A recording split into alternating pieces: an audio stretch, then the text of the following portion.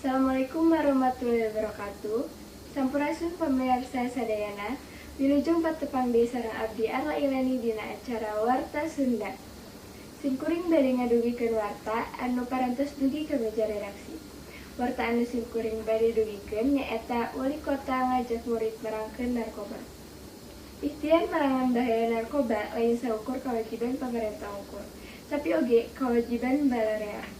Ku ayana organisasi kemasyarakatan nu milu merangkeun bahaya narkoba seperti Komite Peduli Pendidikan Nasional atau KPPN Kota Bandung nugas ngelaksanakan pembinaan ka murid-murid SMA mangrupa bakti masyarakat dina merangkeun bahaya narkoba.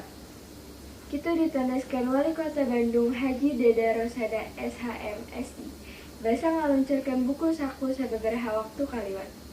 Budak sakola minangka generasi penerus bangsa sangkan bisa ngaulat narkoba tina kahirupan.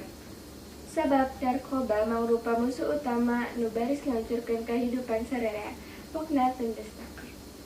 Terekam merangkan narkoba, cek Dada, mangrupa sumangat pikeun ngagempur pedaran jeung sindikatna. Enggoning ngalametkeun kaum nonoman tina bahaya narkoba.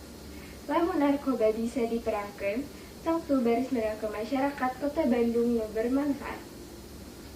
Buku saku diluncurkeun teh dimaksudkeun ka budak SMA sakota Bandung.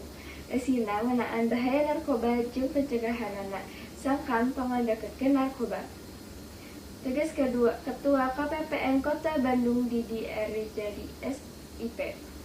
Ieu buku teh diharap mampu ngadorong barudak anu keur nyupiri ilmu SD SMA.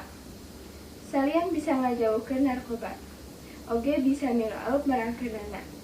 Rupina mung sakitu wae apika hatur simkuring Arla Ilani sejak amit mundur bungkur ka sadayana. Wassalamualaikum warahmatullahi wabarakatuh.